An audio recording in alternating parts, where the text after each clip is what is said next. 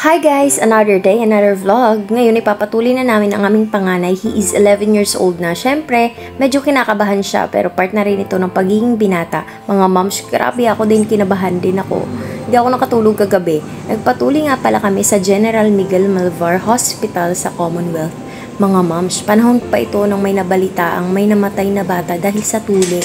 Kaya imagine yung kaba ko bilang nanay. Pero syempre, kailangan talaga natin mamili ng doktor na legit. Buti na lang yung doktor na gumawa ay recommended mismo ng pedya ni Amaris kaya super tiwala ako. By the way mga moms, bawal ang video sa loob ng ER kaya some clips lang ang napakita ko sa inyo pero ikikwento ko na lang step by step. Nung part na tinutuli na siya, medyo ramdam niya na yung sakit. Siguro mababa lang tolerance niya pero mga moms, tiniis niya pa rin at sobrang proud ako kasi hindi siya umiyak ng todo. Mga moms, after ng procedure, ang bilin lang ng doktor ay huwag siyang paliguan kinabukasan. So Friday ginawa yung tuli, kaya Saturday hindi muna siya naligo, linggo na namin siya pinaliguan.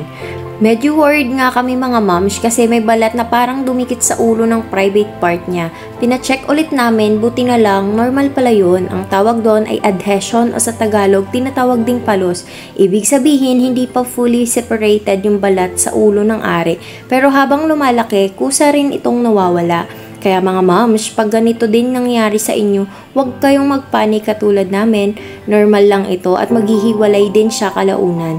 Tips ng doktor para maalagaan ang sugat at palos, linisin lang ng malinis na tubig kapag nagpalit ng benda. Iwasan munang hilahin o galawin yung balat para hindi ma-irritate.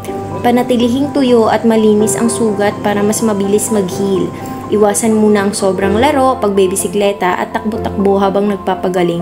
At syempre, kung may mga kakaibang amoy, sobrang pamumula, pamamaga o lagnat, agad magpatingin sa doktor. So, ayun na nga mga kamoms, mission accomplished. Proud kami sa panganay namin at tuloy-tuloy na ang pagiging binata. Kaya mga moms, sa mga anak nyo na magpapatuloy pa lang, good luck. Kaya nila yan at kaya nyo ring malampasan ang kaba. Don't forget to like, share, and subscribe for more kwento. Sabi nga ng doctor, be man for others.